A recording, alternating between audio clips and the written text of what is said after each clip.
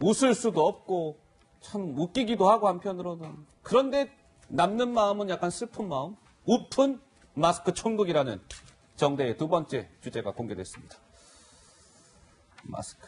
지금 사실상 배급제 도입된 지가 오늘 수요일이니까 사흘째네요. 예. 그러니까 마스크 배급제 도입이 됐지만, 저 같은 경우는 생년 그게 이제 저는 6으로 끝나요. 월요일 날 살 수 있는데 결국 못 샀습니다. 저도 방송 끝나고 가니까 다 없다고 그러더라고요. 자, 이러다 보니까 정말 이 마스크 구하기 어려운 분들이 뭐 저뿐만이겠습니까? 지금 시청하고 계시는 많은 분들이 그러하실 텐데. 김 기자, 요즘엔 마스크 관련해서 뭐 어떤 현상까지 벌어지고 있다고요? 네, 한때 우스갯소리였는데요. 이제 현실이 됐습니다. 귀해진 마스크 때문에 이런 일까지 벌어지고 있다고 하는데요. 무슨 일이 그래픽을 있길래요? 보시죠. 자, 한 중고 거래 사이트에서요. 내가 명품 가방을 팔 테니 명품 가방은 마스크 50장과 바꾸겠습니다. 유아용 의류는 마스크 5장이고요. 장난감은 2장. 달걀 내알은 뭔지 모르겠는데 달걀 내알은 뭐 한 장의 가치가 있다. 이렇게 계산을 했나 봐요. 이 전문가들에 따르면 이 정부의 마스크 수급 조절 실패로 마스크가 귀해지니까 시민들은 불안해지고 결국은 마스크를 화폐로 사용하고 있다. 이렇게 분석을 내놨습니다. 저희가 제목 잘 달았죠. 우픈. 웃기지만 슬픈. 딱 지금 그런 거예요. 마스크 천국. 참, 달걀 내알에 KF94 한 장? 이렇게, 네. 이런 거라는 거예요. 지금 이런 식으로 네, 중고거래 사이트인데요. 지금 보시면 뭐 팔 물건들을 저렇게 사진을 찍어서 마스크 몇 장과 바꾸겠다 이런다는 거예요. 나는 돈은 필요 없으니까 마스크 있으신 분들 마스크를 주세요. 이렇게. 이게 달걀이군요? 네, 그렇습니다. 이렇게 중고 이건 명품 가방이고. 명품 가방을 마스크 50장과 바꾸겠다. 애들 옷은 뭐 마스크 5장 예. 뭐 이런 식으로 거래되고 있다고 하네요. 예. 저 달걀이 굉장히 재밌게 봤는데 지금 화면을 보니까 손이 이렇게 보니까 나이 연세가 어르신이에요, 어르신 것 같아요. 어르신. 그러니까 마스크는 구하고 싶으신데 가지신 게 이제 이런 달걀.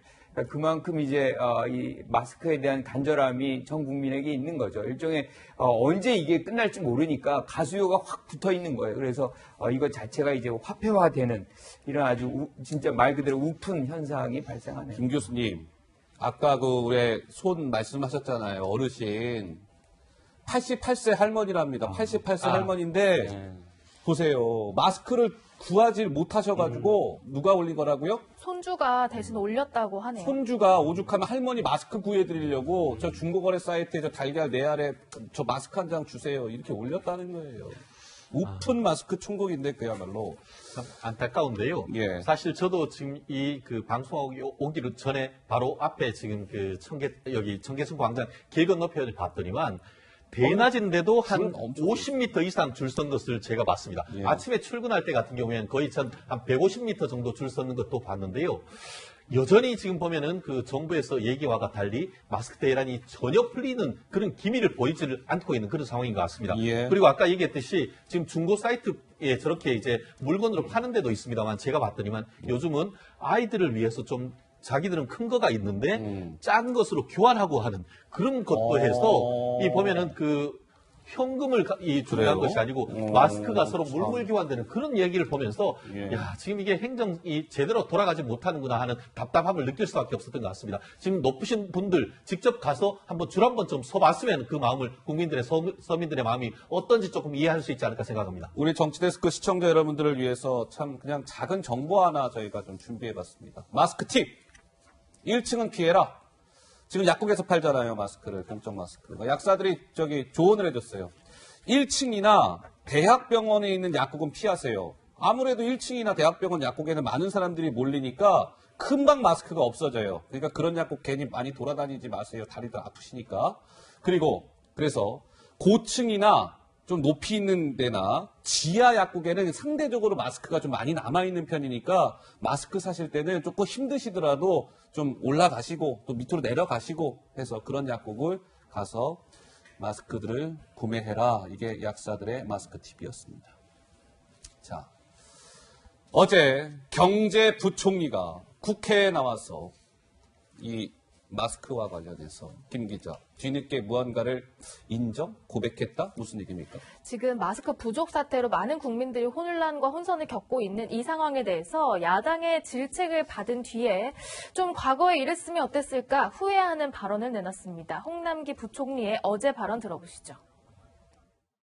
부총리께서는 2월 3일 날 수급에 문제가 없다는 말을 왜 하셨어요? 아니요, 그때는 그렇게 2월 19일 날 신천지 사태가 나기 전에 정책 담당자로서 그런 예측을 못 합니까? 최악의 상황을 대비해야 되는 게 정책 아닌가요? 예, 뭐 그 말씀은 맞습니다. 그렇다면 결국 수출 금지를 조금 더 일찍 했어야 되는 게 맞겠죠? 아무래도 내수가 더 필요할 때 수출이 제한되는 게 맞았다고 봅니다. 더 해야 되는 일찍 거죠? 됐으면 좋았을 거라는 생각이 듭니다.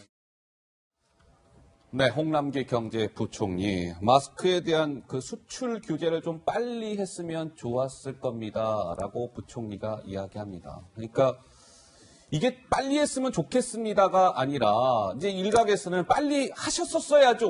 이제 와서 빨리 했으면 좋았겠네요. 그런 이야기는 정책을 결정하고 집행하는 관리로서 좀 무책임한 발언 아닙니까? 라는 지금 지적도 나오고 있는 건데요. 이종훈 평론가 하실 말씀 있어요? 홍남기 부총리가 한 말씀 중에 또 이런 말씀도 있습니다.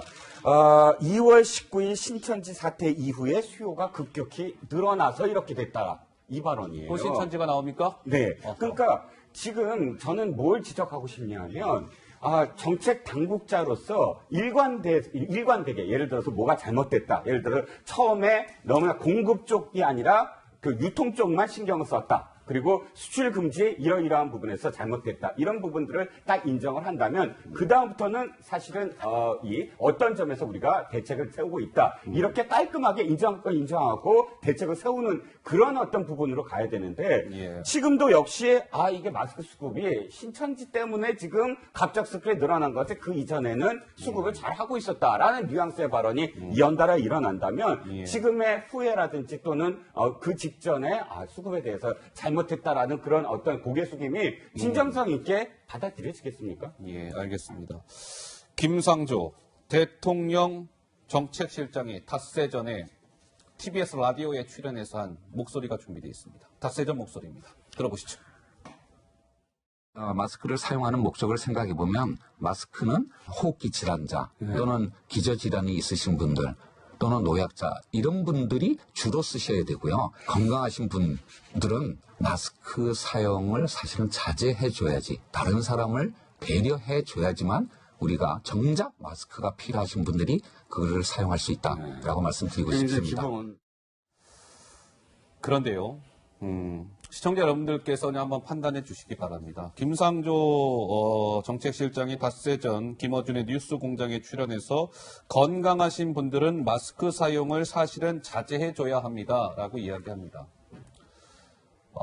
뉴스공장과 인터뷰를 하고 몇 시간 후에 김상조 대통령 정책실장이 지금 한 행사에 참석하는 모습입니다.